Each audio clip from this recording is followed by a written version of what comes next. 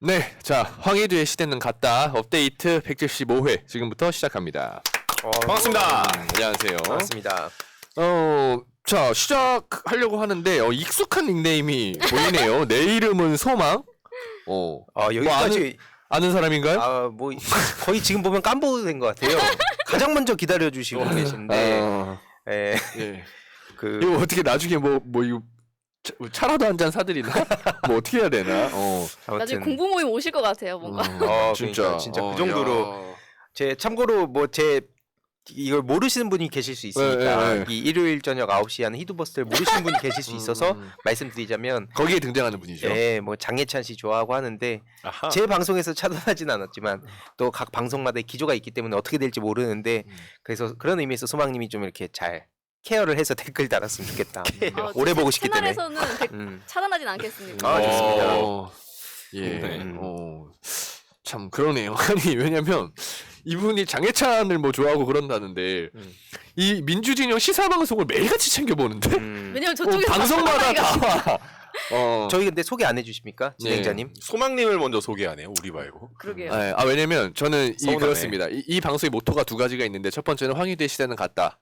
두 번째는 패널보다 시청자가 중요하다. 두 가지를 가지고 제가 가고 있습니다. 이 정도는 돼야 황희두 시대는 가고 정재우 시대가 왔다. 뭐 이렇게 얘기할 수 있는 거 아니겠습니까? 자, 그래서 저는 진행을 맡은 정재우입니다. 그리고 옆에는 황희두 노무현 재단 이사 나왔습니다. 반갑습니다. 네, 끝인가요? 네. 뭐 그거 하려고 소개해달라고 그런 거예요? 아니 각자 또 이렇게 알았어요. 일요일 자. 저녁 9시에 히두버스트 하는데 이번 주에 생략합니다. 네. 뭐 이런 거. 예, 알겠습니다. 자, 다음은 국제개발협력 활동가로 활동하시는 오이석 형님 나오셨습니다. 네, 국제발언 활동 오이석. 그 시청자분들이 원자로서 오이석 형님은 뭡니까? 죄송합니다. 이게 워낙 오이석 또 우리 멤버가 사실 친분이 있기 때문에 자꾸 이런 말이 튀어나오네. 오이석님 나오셨습니다. 여러분 근데 그 정도의 친분은 없습니다. 꼭 비키니 쓴 사람이 저렇게 얘기하더라고요. 예, 좋습니다. 자, 다음 새날의 미래 권력 보람 PD 나왔습니다. 네, 반갑습니다. 보람 PD입니다. 네, 좋습니다. 자, 지난주에 댓글 짧게 소개하고 본 주제 바로 들어갈게요. 백옥미인님이 이런 댓글 남겨주셨네요. 청국장 코너보다 재미있어서 이 업데이트는 계속 보게 되네요. 업데이트 화이팅. 이게 이런 게 딱 그거죠. 황희두 시대는 가고 정재우 시대가 왔다. 이런 의미가 전형적으로 담겨 있는 그런 댓글이고요. 자, 그다음에 고독한 락커님. 이분은 이제 우리 새날 멤버십 회원이신데 이런 댓글 달아주셨어요. 포스코가 온실가스 1도 안 줄인다고 하셨는데 며칠 전 친구랑 술 마시다가 포스코 자회사 주식 오른다고 자랑하길래 포스코라는 회사 자체가 기후위기 시대 빌런이라 위험하다 이렇게 말을 했더니 내가 잘못 알고 있는 거라면서 포스코 자회사가 가장 열심히 친환경 사업을 하는 회사라고 반박하던데 이런 디테일을 모르니까 더 할 말이 없다. 그러니까 진실이 뭔지 의석 씨 얘기 들으면서 포스코는 기후 망치는 이미지만 있는데 이렇게 달아주셨네요. 그렇죠. 그래서 오늘 제목 보셔서 아시겠지만 포스코 얘기를 계속 준비를 해왔습니다. 왜 환경 인권 빌런인가 준비를 좀 해왔고 포스코 주식 많이 사시면 좋겠어요. 오. 많이 사셔서 제발 빌런짓 좀 그만하게 주주로서 압박을 좀 넣어주시면 좋겠습니다. 근데 현실에 사실 압박보다는 아니 근데 이거 올랐어. 거기 왜냐면 또 주주가 되려면 또 엄청 많이 사야 되는. 근데 그런 오를 거잖아. 수도 있어요. 왜냐하면 워낙 안 하고 있기 때문에 나중에 하게 되면은 지금 안 오르고 있는 게 몰아서 오를 수 있어요. 엑손모빌처럼.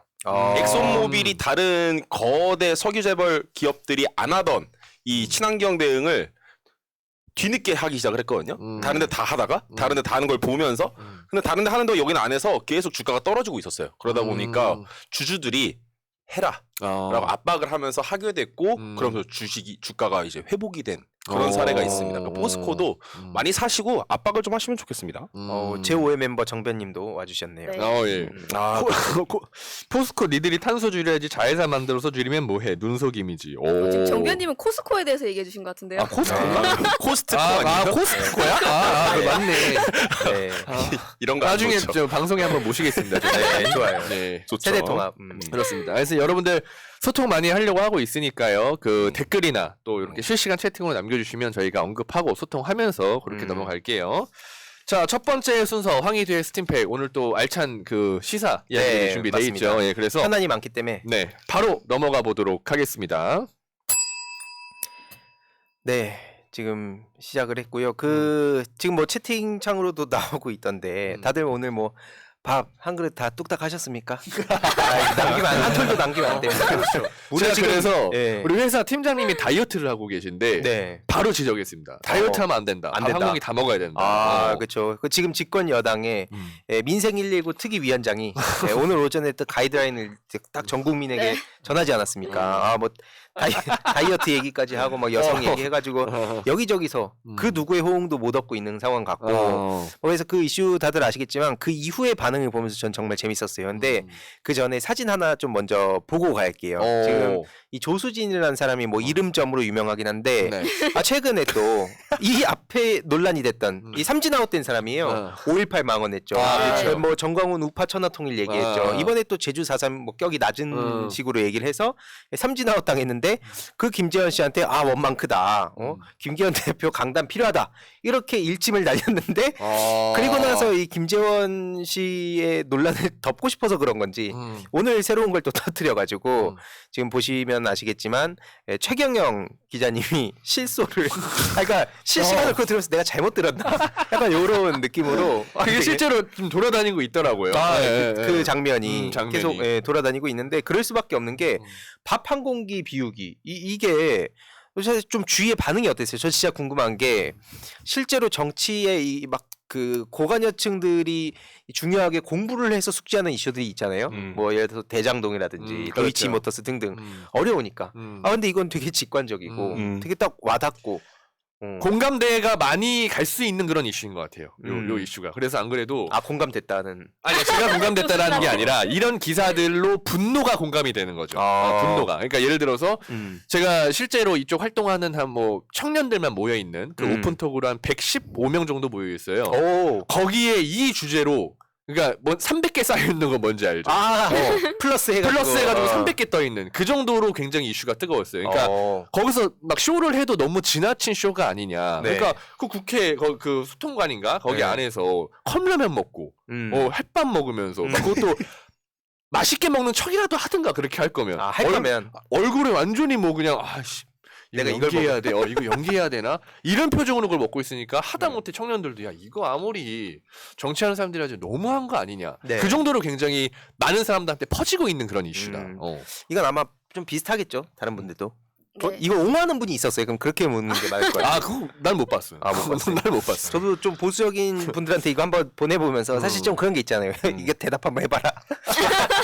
이럴 때 이 타이밍이 또 기세가 중요하기 때문에 슬쩍 맞아요. 보내봤는데 대답을 안 하든가 아니면은 이제 이거는 용납 안 된다. 근데 또 그도 그럴 것이 실제로 지금 뭐 이준석 전 대표, 막 김웅 의원, 뭐 허은하 의원 등등 다 때리고 났었잖아요. 그러니까 이제 그 김기현 대표 같은 경우에도 이건 실드 불가다. 바로 선긋더라고요 또. 그러니까 그 김웅 의원이 근데 막 찌양 얘기도 하고 그래서 더 많은 사람들이 이 이슈를 알게 됐는데 제가 봤을 때 그 김웅 의원이 의도가 담긴 게 아닌가. 근데 아니 그런 인플루언서들을 요즘 언급하려는 게 좀 의도가 있는 것 같더라고요. 그쪽에서. 근데 그런 항상 것 같아요. 저쪽에서만 언급을 해요. 그 저번에도 말씀을 그 한번 여행 드렸는데. 유튜버 유명한 사람. 곽튜브, 어. 빠니보틀도 빠니보틀. 그런 걸 의도적으로 이상하게 언급했는데 언급해. 그러니까 사실 그런 식으로 정치에 관심 없는 분들한테 이런 이슈를 좀 전하는 게 하나 있고 우리 민주당에서 그걸 똑같이 하라는 건 아니지만 저들이 어떤 식으로 외연 확장을 해가고 있는가 이건 하나 볼 필요가 있고 그렇죠. 제가 그리고 계속 얘기하는 거지만 이준석 전 대표가 가장 빠르게 반응했어요. 아침에 그 조수진 의원 논란이 터지자마자 그러니까 확산되기도 전에 가장 빠르게 그걸 또 레카를 해서 갔단 말이에요. 이게 제가 맨날 말하는 속도전입니다. 그러니까 그걸 공론화를 시키는구나. 이슈화를 시키고. 그렇죠. 그러니까 이건 논란이 될 게 100%잖아요. 예를 들어서 그렇지. 그럼 본인이 무조건 한마디 얹혀놔요. 그러면 기자들이 쓸 때 이준석 다운표 해가지고 이 한마디 꼭 실어줘요. 그쵸. 그게 계속 몇 년간 쌓여왔다 보시면 됩니다. 이재명 대표님 그렇지. 같은 대표급이 여기서 바로 대응하는 거는 좀 리스크도 있을 수 있고 무게감이 떨어진다 볼 수 있지만 우리 젊은 의원들 이런 데에서 뛰어들어야 된다. 이게 제가 늘 말씀드리는 속도전이다. 뭐 이런 말씀드리는 거고 뭐 사실 그런 의미에서 어쨌든 지금 국민의힘 내부에서도 굉장히 많은 비판이 나오고 연관돼서 또 양곡관리법 뭐 이 거부권까지 지금 해가지고 윤석열 정부가 좀 무리수를 두고 있다. 이런 비판들이 나오고 있는데 있는데 뭐 사실 그 내용들은 대부분 뭐 다 아실 테니까 제가 뭐 다음 이재명 대표님 지금 어떤 걸 준비하고 있나 청년들에게 어떻게 지금 좀 다가가고 계신가 요 내용을 한번 좀 말씀을 드려보려고 합니다.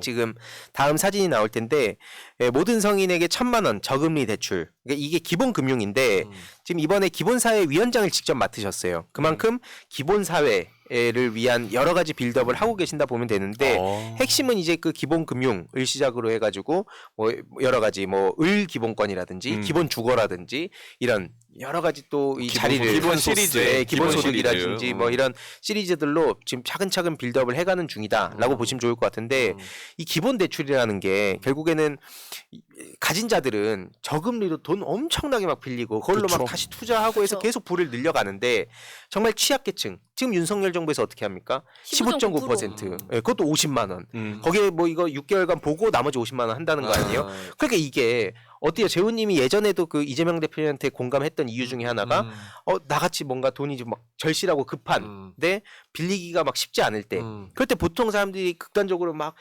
금리가 어마어마해도 다 그런 막 사금융 어쩔 수 없이 찾는 거죠. 네. 제2, 3금융권까지 그렇지. 가는데 그런 거를 좀 우리가 막자. 그러니까 최소한의 이 안전망을 설치를 해야 된다. 이제 그런 철학적 차이가 이런 결과로 나온 것 같고 맞아요. 사실 윤석열 정부가 어떤 철학이 있다고 보긴 좀 어렵지 않겠습니까? 없죠. 없죠. 단호하게.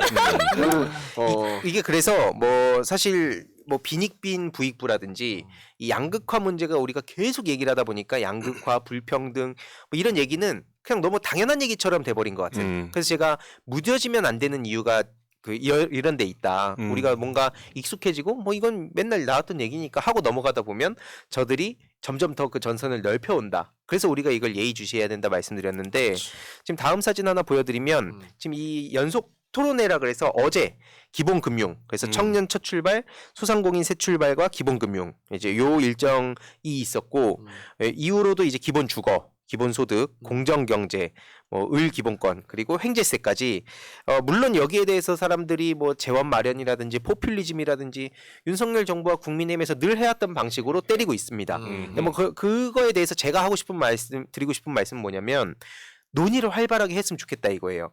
그냥 이렇게 덩그러니 나오고 기본소득 뭐 기본사회 이재명 대표가 이거 한다고 기사 나오고 여기서 민주당 다른 의원들이 이 뒷받침을 못하면 저거 포퓰리즘인데 하고 딱 그렇게 논의가 끝나버려요. 그쵸. 심도 깊게 들어가서 이게 왜 중요한 거고 예를 들어서 아까 뭐 탄소세도 말씀 주셨고 데이터세라든지 뭐 또 토지보유세라든지 여러 가지 그 재원 마련 방안에 대해서도 각각 논의할 게 굉장히 많습니다. 그래서 제가 이해하기로는 이재명 대표 이걸로 그냥 하자 돈 막 뿌리자 이게 아니잖아요. 그걸 위해서 그러면 어떻게 논의할 거고 뭐 조정을 어떻게 할 거고 이런 디테일한 논의를 해야 되는데 거기에 매번 이재명 대표님이 최전선으로 나서게 되면 그 모든 화살 다 본인이 맞아야 되기 때문에 출혈이 당연히 클 수밖에 없습니다. 그래서 전 예전에 보면 예를 들어서 노무현 정부 때 유시민 작가님이 그거 되게 잘하셨잖아요. 그 막 토론도 계속 나가시고 그래서 거기서 이게 왜 중요한가 막 논리적으로도 설득도 하고 그래서 우리 쪽에서는 그런 근거를 할 수 있는 사람이 누가 있나 뭐 이제 더 많은 분들이 나오실 거예요. 근데 최근에 또 김민석 의원님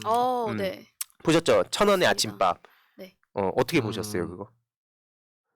내용을 되게 이번에 오늘도 뉴스공장에 나와서 설명을 되게 잘해주시더라고요. 근데 저도 매번 드리는 말씀이긴 한데 온라인에 대한 실정이나 뭐 심리전이라던가 등등 해서 정말 잘하시는 분이 이재명 대표님이세요. 그래서 저도 항상 그 정치적 경호실장이 굉장히 필요하다. 아까 유시민 작가님 얘기해주신 것처럼. 근데 최근에 김민석 의원이 되게 나와서 여러저러 얘기들을 많이 잘 해주시고 계시더라고요.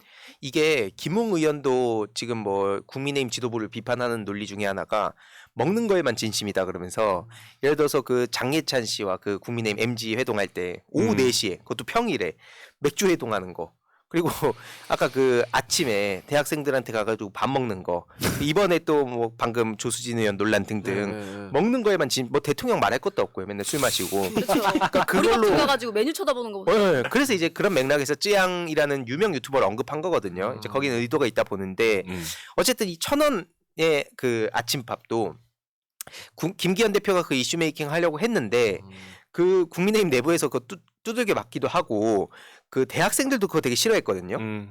근데 김민석 의원을 제가 왜 말씀드렸냐면 김민석 의원이 실제로 더 많은 대학교에 이게 필요하다. 네, 뭐 얘기하시죠. 아니 말씀하세요. 네, 자꾸 이렇게 네. 흐름 끊기게 아니 하는 흐름 진행자. 끊긴 게 아니라 네네. 예. 채팅창에 뭐 활발한 대화가 있는지 왜냐면 제가 채팅을 또 중시하는데 네네. 뭐 이야기들이 많네요. 일단 내 이름은 소망 이분이 국민의힘 망신 보수의 망신 조수진은 즉각 사퇴하라 이거 지금 도배하고 있고 한 분은 또 뭐 이상한 이야기를 하시고 있는 것 같은데 예. 제가 누구라고 꼭 집어 언급은 안 하겠지만 방송에 집중해 주시기 바랍니다. 한 분이 자꾸 이상한 이야기를 하시는 것 같은데. 네. 아무튼 다시 돌아와서 그 1,000원의 아침밥에 그 대학생들 더 많이 해당되게 해야 되고 또 비대학생들한테도 넓혀야 되고 또 이 아침밥 이 식비를 시작으로 교통비라든지 우리 그 청년들 그리고 뭐 학비라든지 이런 걸로 확대해 가야 된다. 그 맥락에서 아까 제가 말씀드린 그 기본 사회 있잖아요. 그 빌드업을 위해서 지금 이것저것 논의 중이고 4월 18일에 뉴 민주당 플랜을 발표하겠다고 또 말씀하셨단 말이에요. 이런 것들을 우리가 계속 관심을 가져야 된다 봐요. 그러니까 뭐 예를 들어서 지금 조수진 의원을 비판하고 윤석열 대통령이 뭐 외교도 망치고 지금 뭐 한동훈 장관도 또 기사 막 나오고 한덕수 총리 오늘 보니까 또 독도 관련해서 뭐 이제 얘기를 했잖아요. 맞아요. 그 짤을 되게 많이 돌아다니더라고. 또 이게 약간 물량 공세하기 좋은 이슈 같은데. 네. 그 뭐야 제목이 뭐였더라? 진심이 나와버린 한독수. 뭐 그런 식으로 그걸로 돌고 있더라고요. 네, 말실수가 아니라 저건 속에 있는 마음이다. 뭐 이러는데. 진심이 나와버린 한독수. 근데 뭐 사실 어쨌든 뭐 그런 이슈들도 있는데 민주당에서 그러면 어떻게 준비하고 있는가? 민주당에만 뭐 민생 알아서 잘 챙겨달라라고 얘기하면은 이슈화가 안 됩니다. 그래서 이런 거를 계속 어떻게 움직이고 있는가? 어떤 빌드업을 하고 있고 누가 여기에서 좀 키를 쥐고 움직이고 있는가? 이런 것들을 우리가 좀 같이 볼 필요가 있다 생각이 들어서 좀 이런 말씀을 드리는데 그래서 방금 말씀드렸듯이 뭐 사진 한 번 더 보여드리면 1,000원 아침밥 사업 확대뿐만 아니라 뭐 식비, 교통비, 학비 그리고 이거 말고도 결국에는 이 기본 사회가 왜 중요하냐면 대선 당시에도 이재명 대표님이 뭐 기본 대출권 보장이랑 기본 저축 그리고 불법 대부의 처벌을 강화하겠다. 그러니까 확실하게 잘못한 건 고리를 끊고 그러면서 최소한의 그 사회 취약계층 분들을 이렇게 챙길 수 있는 그분들이 이 국가의 존재의 이유를 체감할 수 있게끔 이런 공약들을 지금 뭐 사진 보여드릴 텐데 지난 대선 때 이런 공약을 했었어요. 이게 지난 대선 공약. 뭐 맨날 저쪽에서 하는 얘기가 뭐 포퓰리즘이다 뭐다 하는데 제가 드리고 싶은 말씀은 결국에는 이런 후보를 놓고 그냥 술이나 마시는 사람을 지금 대통령으로 앉혀놓으니 나라가 이게 어떻게 아작이 나고 있냐. 그래서 제 주위에서도 보면 요즘 전 물어보고 싶은 게 제가 뭐 아까 그 조수진 의원 얘기하면서 막 좀 지인들하고 얘기했더니 주위 청년들이랑 같이 활동하는 친구들이 좀 있어서 물어봤어요. 근데 요즘은 뭐 파란색 땅, 빨간색 땅 얘기만 나오면 그냥 질색한다. 막 이런 얘기들이 많아요. 네. 그럼 제가 궁금한 건 만약에 그렇게 되면은 결국에는 윤석열 대통령 입장에서 가장 좋지 않을까? 본인 입장에서는 뭐 본인 당을 지지하는 게 아니라도 사람들이 관심을 안 가지면 그게 이득 아닙니까? 그렇죠. 내 멋대로 그냥 하는데 그러니까 이런 일종의 좀 세게 말하면 쿨병 같은 것들이 마치 되게 잘나고 막 합리적이고 뭔가 막 나는 다르다 약간 이런 인식을 주는 것 같은데 이거에 대해서 좀 주의 어떻게 보고 있는지 또 만약에 그렇게 보는 게 좀 애매하다면 그럼 그걸 우리가 어떻게 설득을 해야 되는지 좀 이런 얘기도 같이 한번 해보고 싶었습니다. 실제로 설득이 되는 층은 굉장히 제한적이라고 개인적으로 생각을 하고 있고 그 중간에 무관심층 뭐 저관여층들은 기세에 여기저기 휩쓸리는 층이라고 저는 보거든요. 기세. 그렇기 때문에 왜냐면은 뭐 사실은 언더독 같은 경우에야 그 사람의 스토리를 알고 그렇게 해야지 저 사람한테 이입이 되고 애정이 가고 저 사람을 응원하게 되는 과정과 시간이 필요한데 보통은 사람들이 그렇게 어떤 대상에 대해서 그렇게 깊게 생각하는 경우 자체가 많지가 않잖아요. 보통은 그래서 아까 뭐 황희도 씨 얘기해 주신 것처럼 내가 어디 가가지고 얘기하고 싸울 때 내가 부끄럽지 않게 그냥 해줘. 이 정도만 되면은 저는 된다고 생각을 하거든요. 예를 들어가지고 누구랑 말싸움이 붙었는데 나의 논리가 바닥이 나거나 아니면 도저히 지금으로 봤을 때는 윤석열을 지지하기가 힘드니까 실제로는 윤석열에 대한 지지를 접었다기보다는 어디 가서 얘기하기 부끄러우니까 그냥 언급을 못하고 그리고 그러다가 어느 순간인가 예를 들어서 윤석열을 욕하는 사람들이 오프라인에서도 굉장히 많아지게 되면 저도 왜냐면 지역이 저도 진주잖아요. 그러다 보니까 거기에서도 뭐 나이가 많으신 분들도 심지어 계속 윤석열을 욕하는 사람들이 여기저기서 많아지면 윤석열 욕을 합니다. 근데 그 사람들이 그럼 보수적인 성향을 버렸느냐 하면 또 그건 아니거든요. 그냥 사실은 잘 몰라요. 뭘 잘못했는지도 몰라. 근데 주변 사람들이 욕을 하니까 같이 따라서 욕을 하는 이런 현상들이 많이 보이더라고요. 그러니까 윤석열이 이번에 터뜨리고 있는 그런 이슈들이 이재명 대표가 바로 그거에 정반대되는 이런 민생 법안을 계속 치고 나갔잖아요. 네. 그러니까 예를 들어서 이런 거죠. 윤석열은 노동과 희생을 강요하는 69시간 냈는데 이재명 대표는 뭔 소리냐. 우리는 4.5일제로 가야 된다. 시간 줄여야 된다. 라고 하는 게 이제 다운표대에서 돌아다니니까 이게 점점 중도한테 퍼진다고 저는 생각을 하거든요. 그러니까 이런 게 누가 말로 해서 야 이거 봤어 하면서 퍼날라지니까 실제로는 중도가 아닌 보수를 지지하는 사람 내부에서도 야 이럴 거면은 윤석열 때문에 69시간 일할 바에는 차라리 민주당 찍어서 일이라도 덜 하자. 저는 그런 반응들이 조금씩 나온다고 생각을 해요. 그러니까 이게 맞춤형으로 설득하는 게 저도 중요하다 보는 게 당장 만약에 민주당을 너무 싫어하는 사람한테 가서 야 이거 봐봐 이래도 민주당 지지 안 해? 이렇게 하면 오히려 역효과가 나잖아요.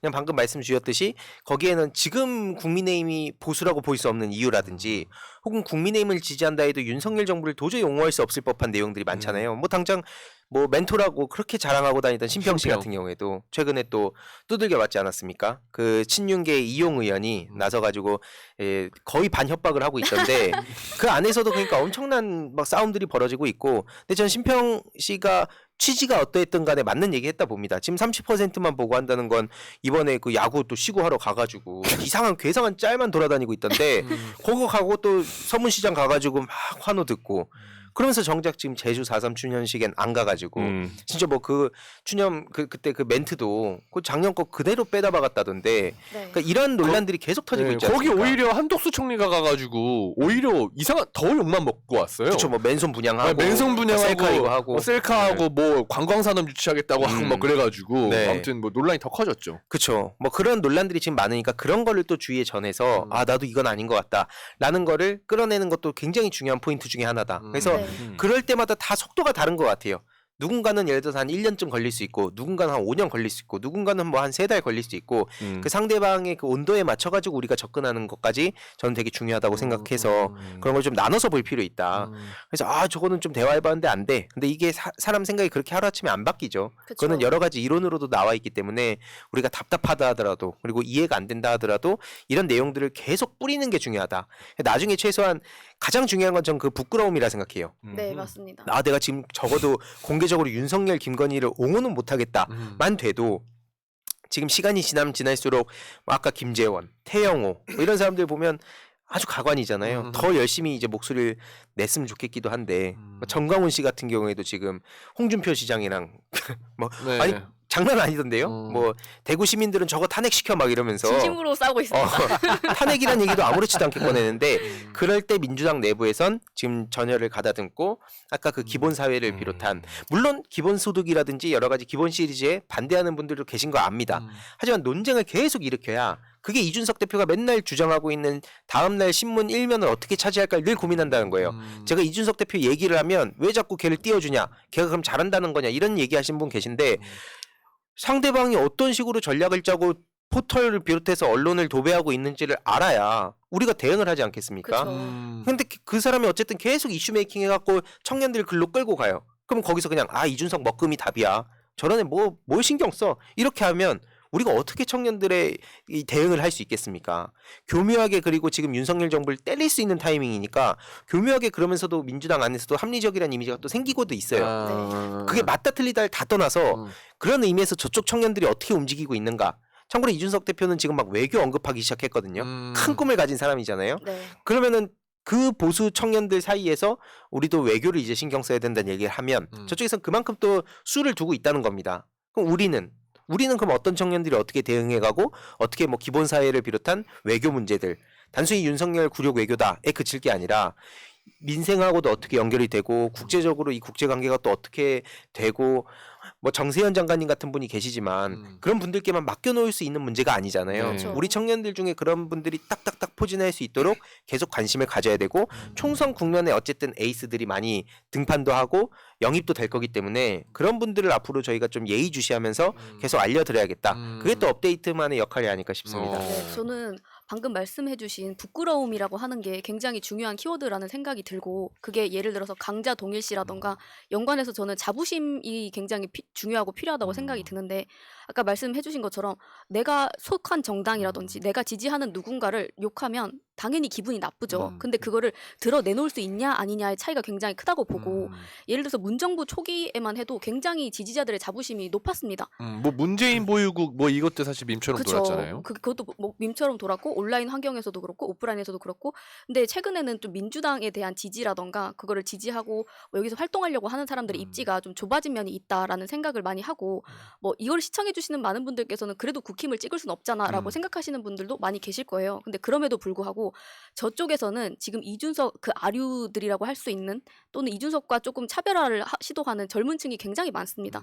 안에서 정치 지망생들도 굉장히 많이 있고 거기에 대해서 민주당도 충분히 대비가 필요하다고 생각합니다. 그리고 참고로 마지막으로 하나 말씀드리면 네. 아까 뭐 이런 속보가 나왔던데 윤석열 대통령이 국내 단체 하면서 북한 통전부 지시로 간첩행위 그러면서 막 대응 심리전 얘기를 했어요. 이명박 정부 때 심리전을 해서 국민들한테 어떤 짓을 했는지 지금 그런 그 명분을 만드는 거라 보거든요. 진짜 이거 어마어마한 짓들이 벌어질 수 있기 때문에 이런 문제도 우리가 같이 관심을 가져야 된다. 그래서 업데이트를 통해서도 계속 꾸준히 전해드리겠다. 이런 말씀드리면서 마무리하겠습니다. 아, 예, 좋습니다.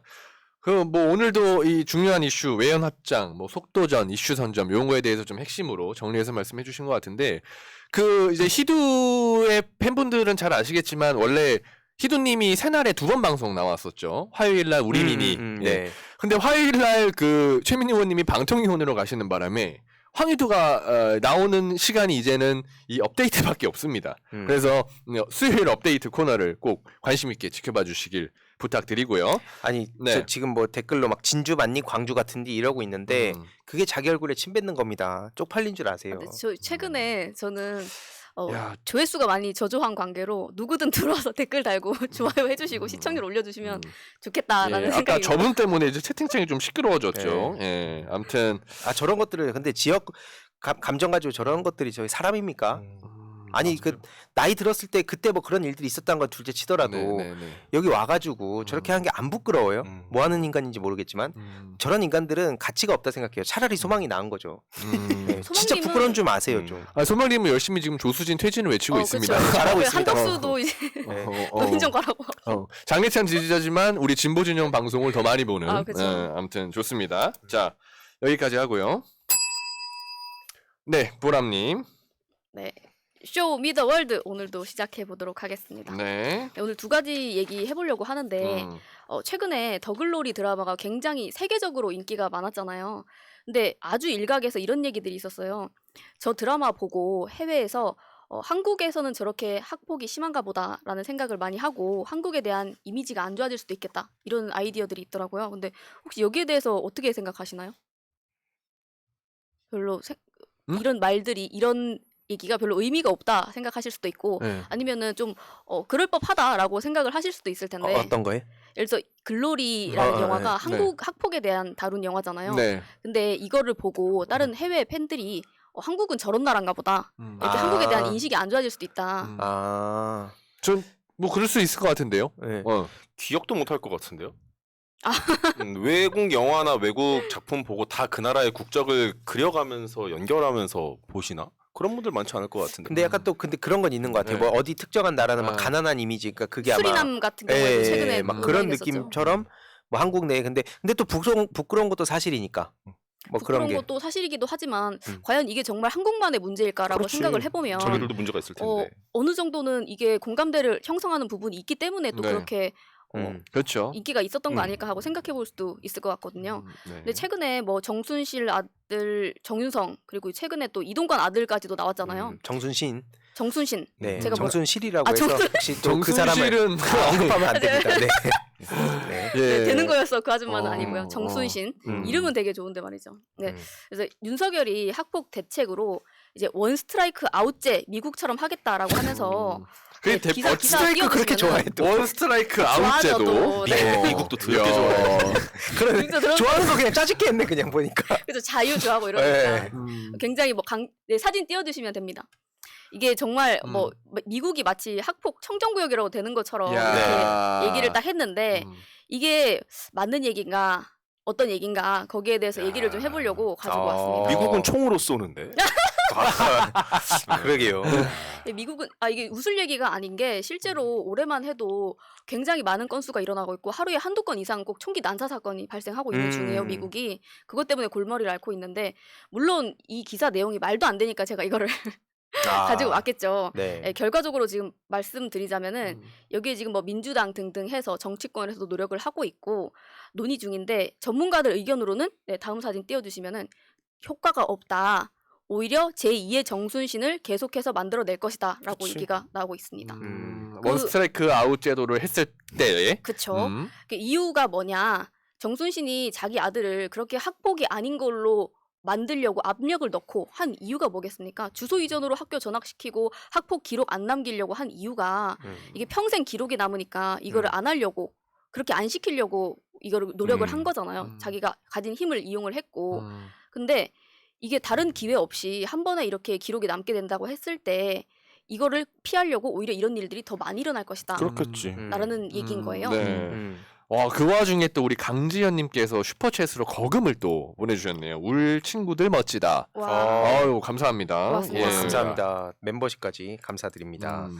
아니 그 말씀 주셨듯이 그게 당장 얘기를 듣기에는 되게 속 시원하고 그렇게 가면 당연히 사람들이 환영하겠지만 현실에서는 이번에 딱 정순신이 보여줬잖아요. 그리고 자기의 그 법 소위 말하는 그 법 기술자들이 어떤 식으로 법을 갖고 장난치고 자기네들 유리하게 써먹는지 그렇죠. 그러니까 더 강하게 그러니까 강하게 하지 말자는 건 아닌데 그렇게 얘기만 한다고 해서 해결되는 게 절대 아니다. 저도 그래서 이거 이번에 쭉 찾아보면서 굉장히 그 내부를 들여다보면 복잡하더라고요. 그쵸. 그리고 교사들도 쉽게 해결할 수도 없는 거고 네. 무조건 양비론으로 싸움을 붙이더만요 이게.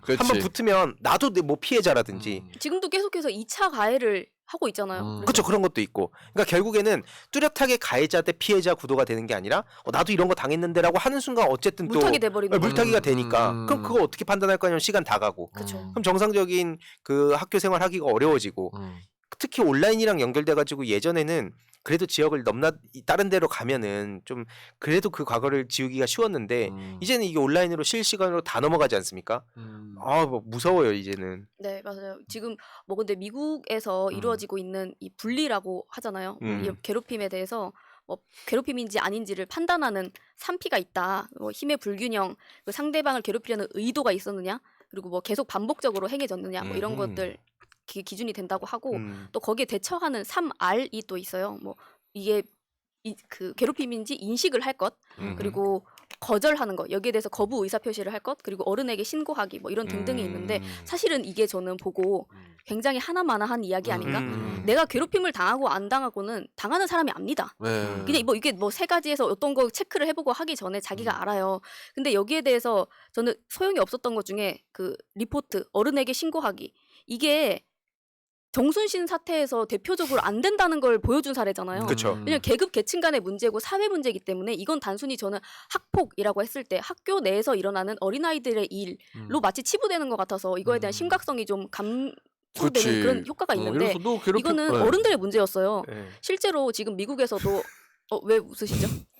아니 얘기하려고 그랬는데 차단을 하길래. 네, 얘기하시죠. 쇼미더월드니까 하시죠. 아니에요, 하세요. 예. 아니 제가 왜냐면 저 혼자 독재를 하지 않으려고 노력 중입니다. 얘기해 주시면 됩니다. 아니 뭐 이렇게 얘기해 이거 거의 학폭 수준 아닌가? 아무튼 네 아니 나 되게 궁금했던 게 까먹었다. 하세요. 흐름만 끊고. 흐름은 내가 끊었어. 근데 요즘은 학폭이라는 게 그러니까 우리가 좀 이걸 생각을 업데이트해야 된다고 보는 이 방송이 되게 중요하다 보는 게 예를 들어서 학폭 뭐 PC방이라고 예를 들면 우리가 옛날에 갔을 때 PC방을 떠올리잖아요. 그쵸.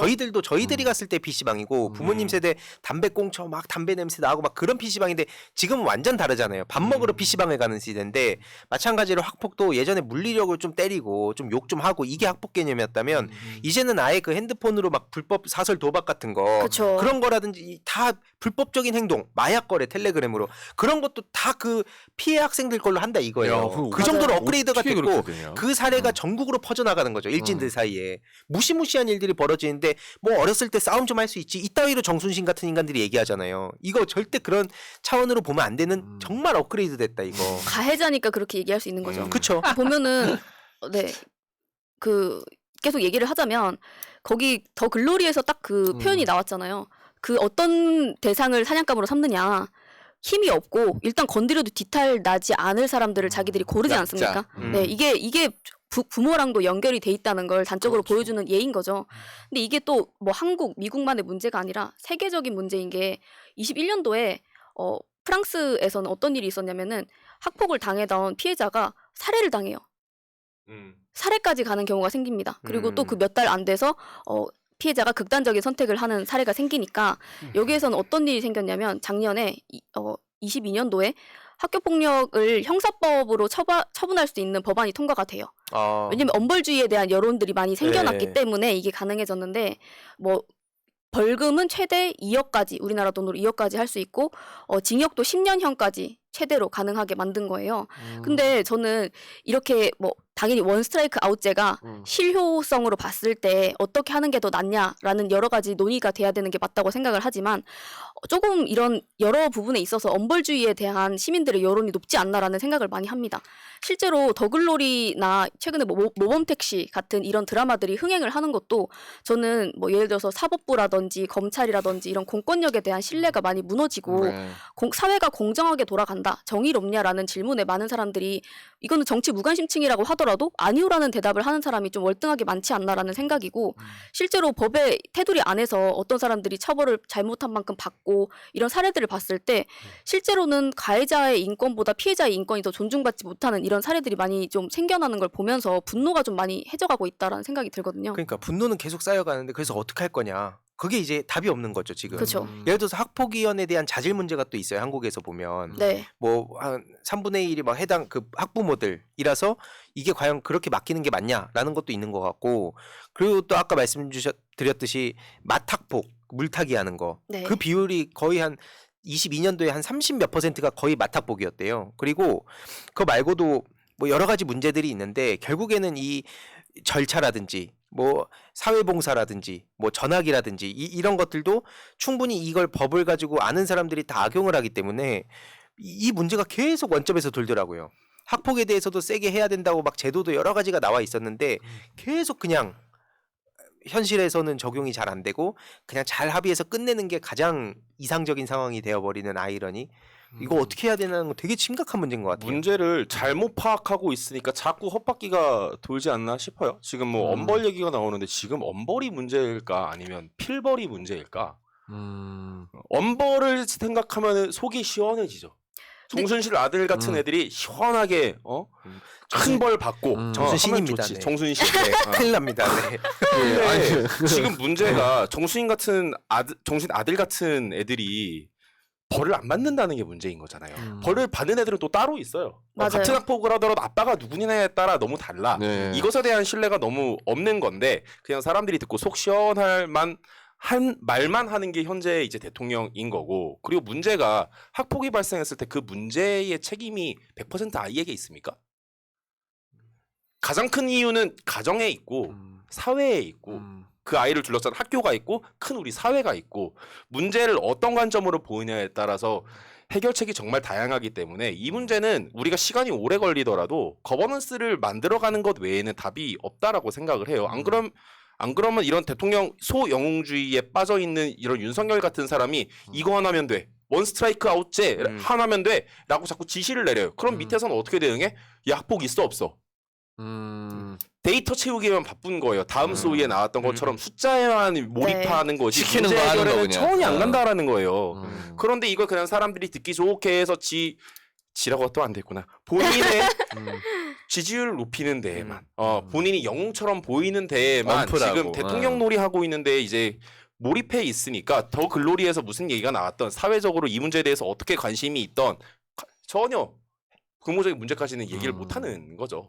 저도 이 지점인데 비슷하게 연결이 되는 내용이 뭐냐면 저는 이런 엄벌주의에 대한 사회적인 여론이 크게 조성이 될수록 오히려 그렇게 말씀해 주신 것처럼 시원하게 그냥 우리도 핵 가져야지라고 하는 한 방에 그냥 여론 호도가 너무 잘 된다는 겁니다. 그걸로 선동을 하려고 하는 정치적인 세력들이 너무 많고 실제로 그게 실제로 되냐 안 되냐를 떠나서 거기에 많은 사람들이 그만큼 호응하게 될 가능성이 높다는 게 저는 문제라고 생각을 하는 거예요. 그래서 막 대선 때 막 사형제 부활 이런 얘기도 막 그쵸. 나왔다고 하는 게 막 뭔가 답답한 거를 노리고 파고드는 거죠. 그렇죠. 이런 거 그냥 두면은 이번에 대한축구협회가 했던 일처럼 또 벌어지는 거예요. 대한축구협회에서 그 100명에게 네. 내렸던 징계를 내린 사람 정명규 회장이잖아요. 네. 어떤 법령이 있다거나 거버넌스가 있다라는 게 아닙니다. 회장 마음이에요. 네. 자기들만 사면권을 갖고 자기들 마음대로 휘두르는 거예요. 이번 같은 경우도 만약에 정말 말도 안 되게 윤석열 대통령이 말한 대로 지시를 한 대로 해서 학폭이 줄어들었어. 근데 그 지속 가능성이 얼마나 될 거냐는 거죠. 그렇기 때문에 우린 시스템이 필요한 건데 이 사람은 여전히 대통령이 어떤 역할을 하는 건지 전혀 모르고 있는 제왕적 대통령제에 매우 취해 있는 사람이다. 그렇기 때문에 이 학폭 문제도 이따위로 해서는 절대 안 풀릴 거다라는 거죠. 이게 그래서 민주주의의 약간 딜레마인 것 같긴 해요. 이게 뭐 단체 활동을 하면서도 느꼈던 거긴 한데 결국에는 아까 거버넌스 말씀하셨지만 진짜 사람들하고 더 대화하고 머리 맞대고 계속해서 얘기를 듣고 현실에서 디테일한 부분들을 건드리려면 오래 걸리고 할 수밖에 없잖아요. 오래 걸리면 야, 니 뭐 하냐 도대체. 이 사이에 학폭 막 계속 터졌는데 니 그렇게 굶 떠가지고 그래.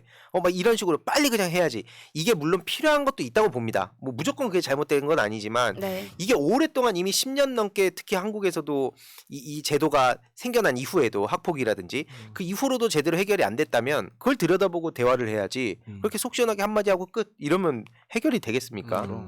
네, 그래서 근데 저는 현실적으로 이런 사람들이 응축해진 분노가 많다 보니까 거기에 쉽게 호도되는 것도 공감이 가기도 하는 거예요. 왜냐면 너무 답답한 일들이 많고 실제로 처벌받는 사람 별로 없다는 것도 보고 이렇게 하다 보면은 특히 커뮤니티에서 그런 거 작은 거 한 방울 한 방울들이 정치 무관심층들에게 확 퍼집니다. 그냥 너무 작은 사실들을 짜깁기를 해서 사람들 선동하기가 너무 좋다. 여기에 대한 대비를 어떻게 할 것인가를 한번 생각해 봐야 될 것 같고요.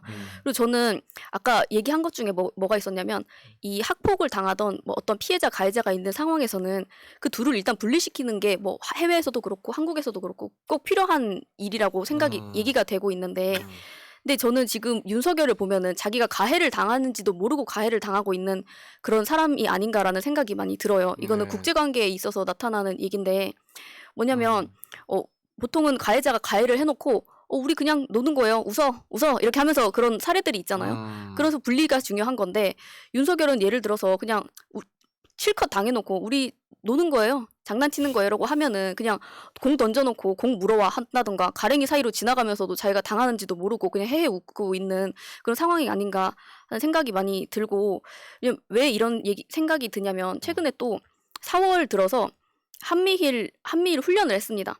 이게 윤석열 정부만 들어서 이 한미일 연합 해상훈련을 4번째 하고 있는 거예요. 근데 지금 새날을 듣는 많은 분들은 또 아시겠지만 한미일이 동맹이 아니다. 이거 다들 아실 거예요. 네. 근데 우리가 엄연히 일본으로부터 피해를 당한 국가고 일본이 가해자국이 임에도 자기의 죄를 인정하지 않고 있고 그리고 원자폭탄 맞아놓고도 지금까지도 전쟁의 패배를 인정하지 않고 있는 나라예요. 근데도 우리가 거기에 대해서 얘기를 못하고 있는 이런 상황. 이게 윤석열이 제대로 된 뭐 대통령으로서도 그렇지만 그냥 사람 자체 인식 자체가 문제라는 거고 네, 오늘 왜냐면 새날에서 앞에서도 사람 자체 인식 자체가 그렇다는 건 뭐 사실 그냥 개인이면 상관없는데 대통령이니까 전 문제라고 생각해요. 뉴라이트가 됐든 뭐가 됐든 자기들끼리 방구석에서 그냥 그러고 있으면 저 이렇게까지 막 방송에서 계속 이렇게 안 할 텐데 대통령이란 자리에서 그냥 나라를 팔아먹는 짓을 하니까 전 더 비판받아 마땅하다 보는 입장입니다. 네, 맞습니다. 그리고 오늘 앞에서 새날에서도 그 만평이 하나 있었는데 네. 일본에는 과거를 내주고 미국에는 미래를 내준다 이런 만평이 있어서 너무 와닿았거든요. 그래서 저는 그 이후에 준비한 다른 이 주제가 있었는데 지금 시간상 여기까지 해야 될 것 그냥 같습니다. 간단히만 언급해주시고 저희 노코멘트하고 알려주시면 네, 될것 같아요. 뭐 전할 소식이면은 네, 트럼프 기소에 대한 내용이었는데 60만 대.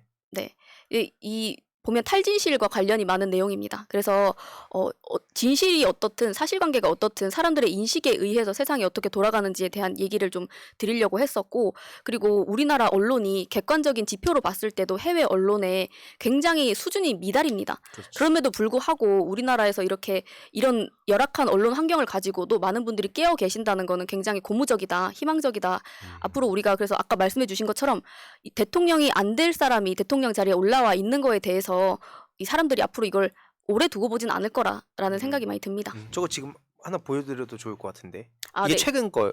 네, 최근 거고 이게 와. 그 다음 주 네, 이거는 자료가 또 얘기 설명을 하면 시간이 가서 소개를 안 오래 드리려고 걸려? 했는데 네, 이거 그냥 간단하게만 네네. 말씀드리자면 저거는 폭스뉴스 말하자면 극우 보수 언론임을 감안을 하고 보셔야 되고 네네. 공화당 내 지지자들에 의한 지지율인데 왜냐면 이 기소가 오히려 정치적인 사안으로 취급이 되면서 사람들이 오히려 더 지지가 올랐다, 결집해준다. 결집했다라는 얘기입니다. 네. 요즘은 그걸 이용해 먹기가 너무 쉬운 시대인 것 같긴 해요. 네, 다음 주에 이거를 좀 더 자세하게 풀거나 아니면 다른 주제와 같이 하도록 하겠습니다. 좋습니다. 트럼프에 대한 내용이겠네요. 트럼프에 대한 내용입니다.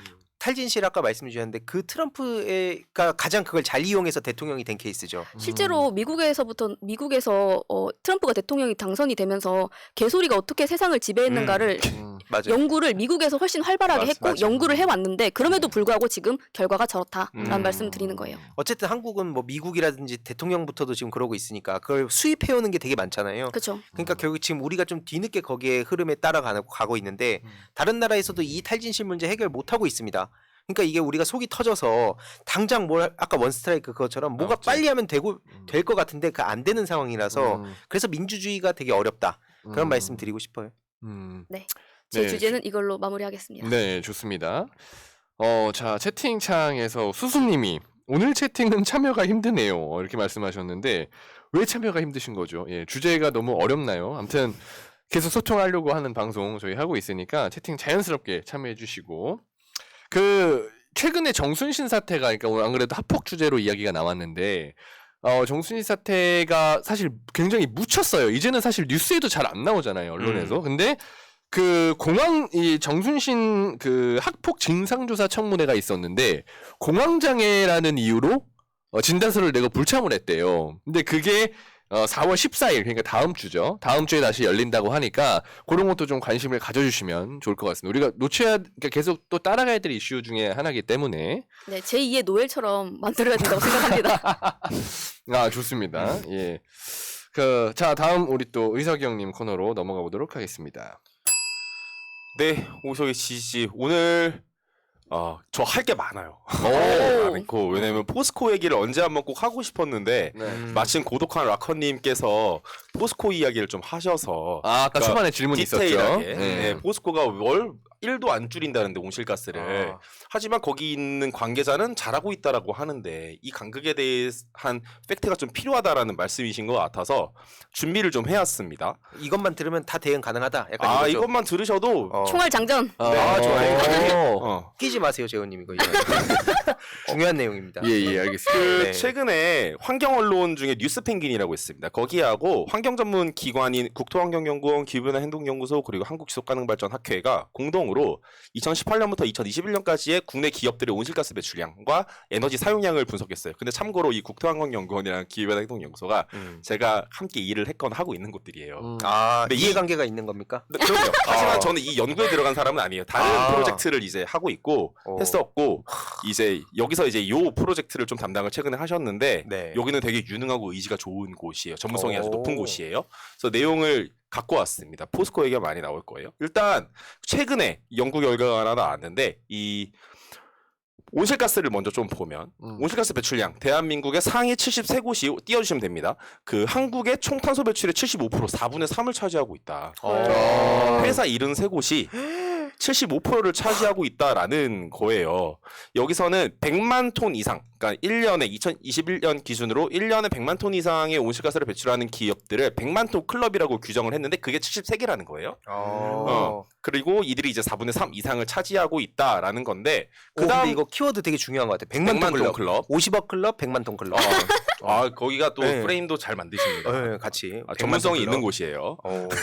그런데 이 온실가스 배출량의 합계를 보시면 좀 더 명확하게 드러나요. 이게 이제 18년부터 21년까지의 합계인데 맨 위에 초록색 선을 보시면 총 온실가스 배출량이에요. 대한민국에서의 전체. 이 기업들 이제 배출한 온실가스 배출량인데 보시면 2020년에 코로나가 오면서 좀 줄어들었지만은 어쨌든 다시 올라가고 있어요. 꾸준하게 배출을 하고 있다는 얘기죠. 확 줄어들거나는 그래프는 안 보여요. 그리고 주황색이 100만 톤 클럽들이에요. 여기들도 보면 거의 평행선을 달리고 있죠. 안 줄어들어요. 우리나라가 문재인 정부 때 발표한 NDC 상에 의하면 2030년까지 2018년 대비 40%의 온실가스 배출량을 줄여야 되는데 지금 벌써 한 3, 4년을 날린 거예요. 하나도 안 줄었으니까. 날리면 했습니까 이거? 큰일 났는데. 그냥 제대로 날렸어요. 그러면 100만 톤 클럽에 있는 회사들이 어떤 게 있냐 보시면 1위 온실가스 배출량 1위 포스코입니다. 아, 네. 저거는 한 당당하게 5년 한 10년 막 계속 1위 아니에요? 그렇죠. 포스코가? 일단 보시면 100만 톤 클럽인데 포스코는 7천만 톤을 넘어가고 있어요. 압도적인데 진짜? 진짜 압도적이고 게다가 2위 같은 경우는 남동발전, 남부발전 등으로 해서 우리 발전 자회사들이에요. 그 한전 밑에 있는 이 회사들은 지금 줄이고 있습니다. 이런저런 방식으로. 근데 포스코는 늘고 늘었어요. 있어요. 아, 1위가 늘리고 있어요. 그리고 꼭 남부발전, 서부발전뿐만 아니라 저 아래쪽에 현대제철, 삼성전자 늘고 있어요. 와. S-오일처럼 공기업들이 아니라 민간 기업들은 배출량이 지금 오히려 늘고 있는 상태예요. 이거 여러분 혹시 오해할 수 있는데 이게 7.3% 경제 성장률이 아닌 거죠 이게? 혹시 오해할까? 그러면 좋겠는데 온실가스 배출량이라는 와, 거 충격인데요? 안타깝게도. 그럼 이제 그 외에 또 100만 톤 클럽에 있는 회사들은 어떤 게 있느냐 보시면은 ESG를 늘 부르짖는 SK 가장 많이 들어가 있어요. 그리고 GS 그리고 우리 고독한 라컨님께서 말씀하셨던 포스코 자회사들 줄이고 있다라는 자회사를 포스코 에너지 케미칼 NNC. XNNC 같은 곳들인데 이런 곳들 계속 이제 온실가스 배출량이 높은 곳들이다 하는 거예요. 아니 근데 SK는 뭐예요? 왜요? 뭐예요 이거? 이때까지 계속해서 여기는 많았던 거예요. SK 뭐 하이닉스도 있고요. 그 외에 파주 에너지 서비스 뭐 이런 것들인데 이런 것들 이름이 이런 거고 보면은 화력 발전소들일 가능성이 매우 높아요. 아니면 LNG 뭐 이런 화력. 네, 와. 그때 말씀 예전에도 드렸던. 네. 그러니까 겉으로는 ESG를 굉장히 부르짖지만 실제로는 온실가스 배출을 굉장히 많이 하고 있다라는 거예요. 그러면서 SK 예를 들어서 SK 이름으로 된 회사는 온실가스 배출량을 줄여요. 근데 SK 이름으로 안 되어 있는 회사, 뭐 파주 에너지 이런 데들은 사람들이 잘 모르니까. 그런 데는 이제 신경 좀 덜 쓰는 거예요. 그렇게 이제 되고 있다라는 건데.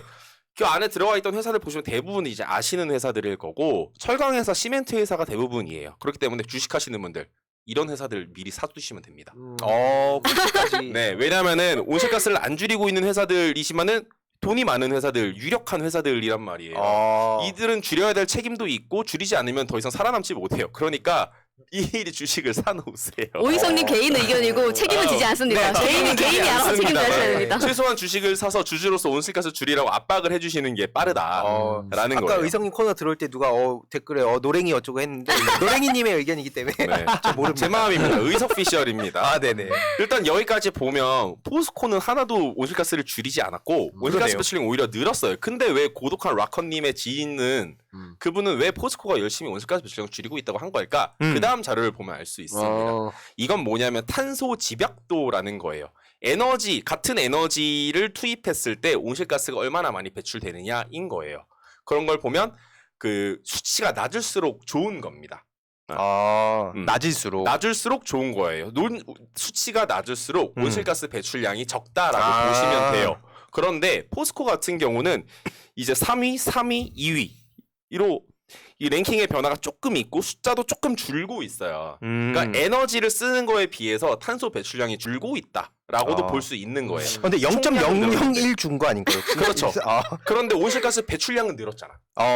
근데 탄소 집약도는 줄었다는 거는 같은 에너지를 썼을 때 발생하는 온실가스의 양 자체는 줄었다라고 볼 수 있는 거예요. 다만 그 에너지를 훨씬 더 많이 썼나 보지. 그러다 보니 발생하는 온실가스의 총량도 늘었다라고 볼 수가 있는 거죠. 근데 이게 여기도 보시면은 1위가 이제 수도권 매립지 관리공사인데 여기는 쓰레기 매립장이기 때문에 자연스럽게 메탄이 많이 나와서 이제 어쩔 수가 없는 거라고 보면은 그 외에는 포스코나 시멘트 회사들이거든요. 근데 여기가 많이 나오는 이유가 철강 생산을 하려면은 용광로가 거의 2,000도 가까이 늘 켜져 있어야 된단 말이에요. 고온의 상태에서. 근데 이 온도를 유지하게 넣는 게 코크스. 석탄이에요. 나무로 수출 만드는 것처럼 석탄으로 코크스를 만들어서 연료로 사용하거든요. 석탄을 들이붓는 거예요. 그러니 당연히 온실가스 배출량이 높지. 지금 재훈님 뭐 적었거든요. 이거 굉장히 유력한 글씨 연습한 질문일 수 있어요. 겁니다. 그래요? 네, 글씨 연습하고 있습니다. 매주 여기 앉아서. 지금 채팅으로 코크스 수수님 코크스. 채팅창으로 많이 남겨주세요 의견들. 잘 따라오고 계신지.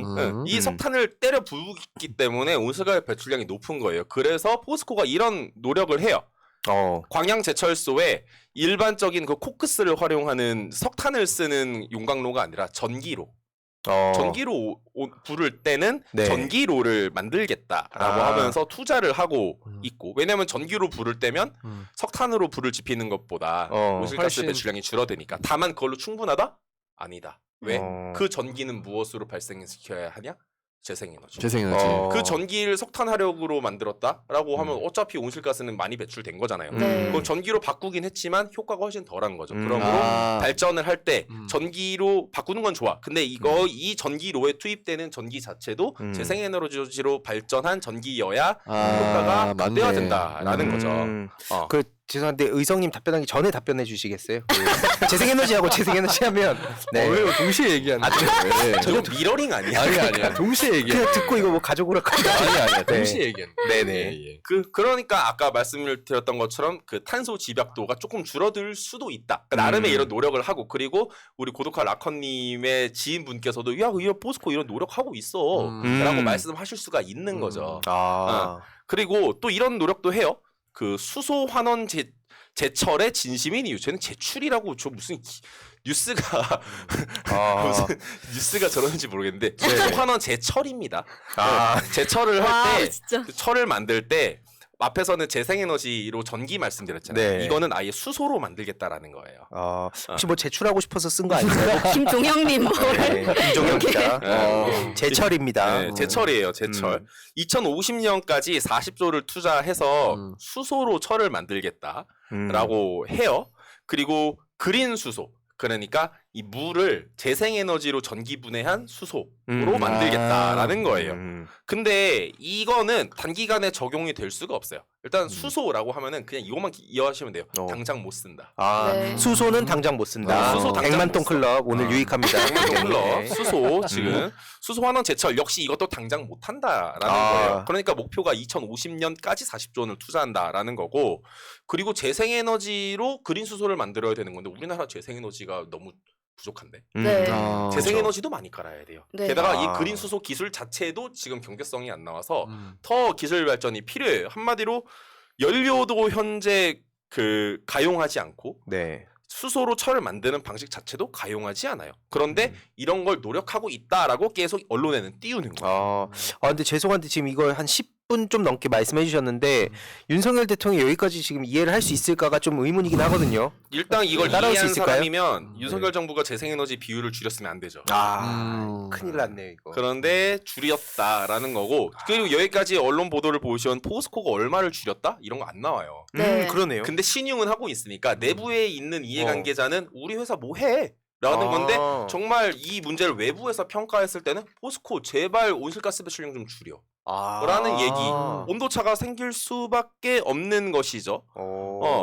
그럼 이제 본격적으로 포스코가 빌런인 이유를 조금 더 빠르게 설명을 드릴게요. 네. 일단 보시면 모범 대신 실리택한 포스코 2030년까지 온실가스 10%만 줄인다. 대한민국이 2030년까지 40%를 줄이겠다고 약속을 했는데 대한민국에서 혼자 10% 넘게 온실가스를 배출하는 포스코는 10%만 줄이겠대요. 저게 제대로 된 목표라고 볼 수가 있습니까? 네, 그렇죠. 충격적인데요.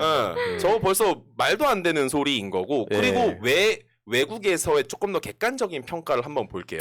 데이터 객관적인. 이건 객관적인 거고 제가 다 한글로 달아놨습니다. 그 클라이밋 액션 100 플러스라는 단체가 포스코의 지주 회사인 이건 좀 오래 띄워놓으셔도 좋아요. 포스코 홀딩스의 기후 행동을 평가한 거예요. 작년 10월 기준으로. 근데 이 단체가 파리 협정 늘 말씀드리는 이 파리 협정을 달성을 위해서 글로벌 투자 기관들이 만든 기후 행동을 위한 협의체예요. 그래서 이 안에 들어가 있는 가장 유명한 회사가 블랙록.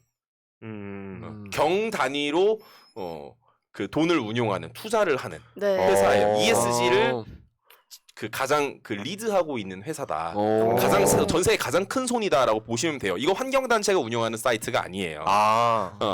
투자 회사들이 만든 것이니까 그걸 감안해서 보시면 좋을 텐데 저 그림에서 초록색은 잘하고 있다고, 주황색은 부족하다고, 빨강색은 못하고 아주 있다예요. 못한다. 네. 그런데 1번부터 쭉 보시면은 그 포스코는 그 2050년까지 장기 목표가 있는가, 탄소 용유를 위한 장기 목표가 있는가, 그리고 전략이 있는가 이런 거는 초록색이에요.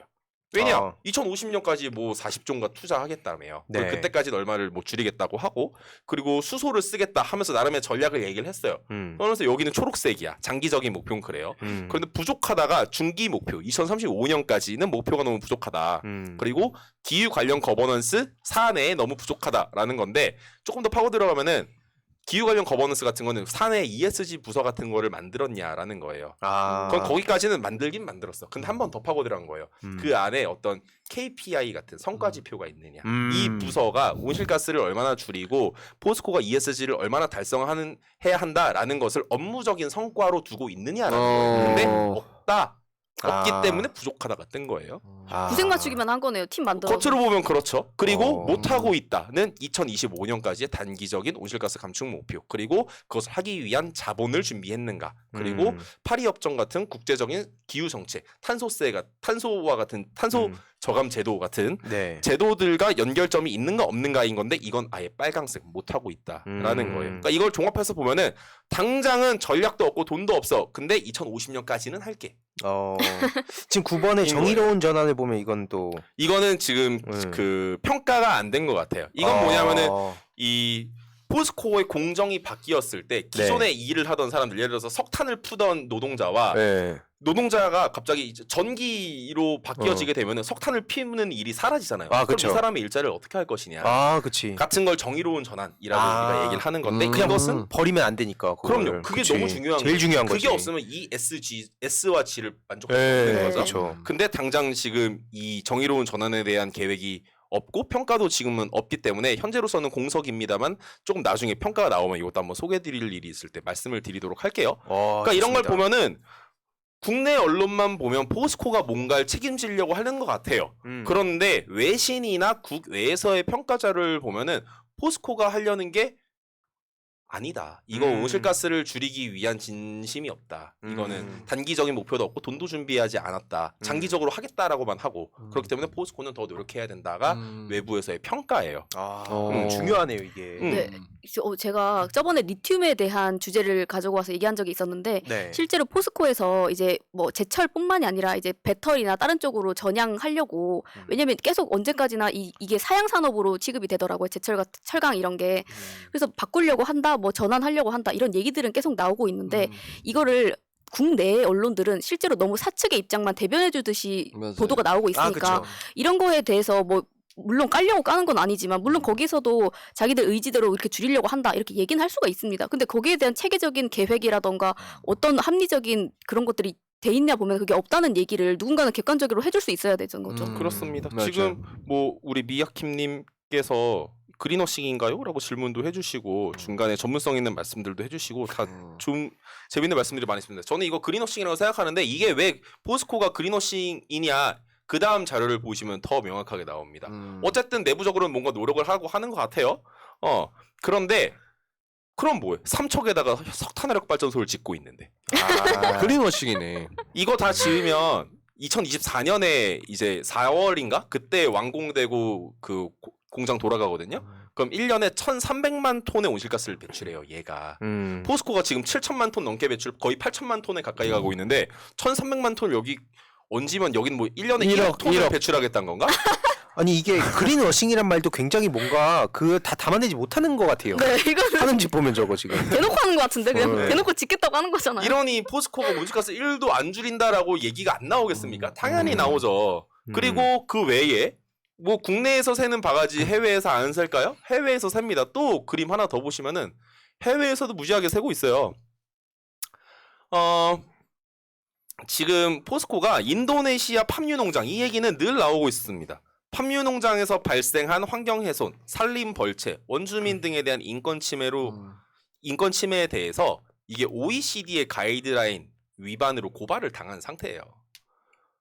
국제기구 OECD가 만들어 놓은 가이드라인에서 봤을 때 포스코는 환경 훼손을 했고 산림 벌채를 마구하고 있고 원주민들에 대한 인권 침해를 하고 있다라고 고발을 당한 상태인데 다른 거 다 떠나서 환경을 그렇게 하는 회사가 산림을 그렇게 벌채하면 어떡해요. 자기들 돈 벌려고. 그렇죠? 게다가 저번에도 한번 말씀드렸던 것처럼 또 인권의 측면으로 넘어가 보면은 아주 이거 심각했죠. 미얀마의 인민주의를 짓밟은 미얀마 군부에게 군함을 팔았다. 네. 아, 그렇죠? 그거는 몇 번 얘기해 주신 네, 있는 그렇게 해서 사례네. 번 돈이 4,200만 달러다. 어. 지금 뭐 우리 채팅에도 이게 돈이 뭐 이 어떤 포스코의 친환경적인 전환에 돈이 많이 들어요라고 하는데 4,200만 달러 이런 거 받아가지고 하면 돼요.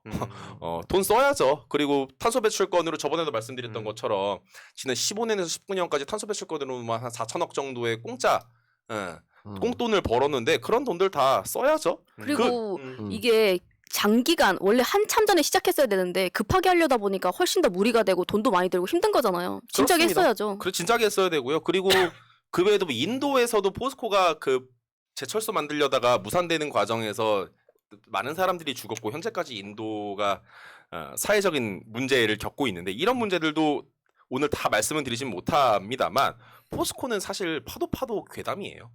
파파계고요. 이런 회사가 충분히 기후 대응을 잘하고 있다고 할 수 있느냐, ESG를 하고 있다라고 볼 수 있느냐, 이건 어렵다라고 볼 수 있고 포스코도 늘 지속 가능성을 강조합니다. 그런데 그들이 얘기하는 지속 가능성이 본인 회사의 지속 가능한 수익 창출인 건지 아니면 정말 사회의 일원으로서 우리 사회와 지구의 지속 가능성을 이야기하는 것인지에 대해서 포스코가 최소한의 일말의 양심을 갖고 판단을 좀 해보면 좋겠습니다. 저의 판단에 있어서는 포스코는 명백한 빌런이고요. 그리고 여기에다가 이렇게 노력하지 않는 포스코를 포함한 산업계의 입장만을 고려해서 산업의 온실가스 감축 목표를 줄여준 현 정부, 윤석열을 포함한 관계자 모두 빌런이고 저는 대대손손 지탄받아야 된다라고 강력하게 주장을 하는 바입니다.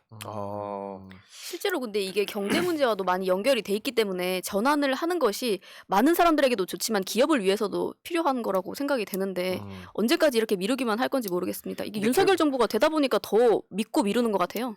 그러니까 근데 중요한 얘기라고 보는데 계속 미뤄두고 이렇게 계속 반복되니까 그 중요한 타임을 놓치고 있고.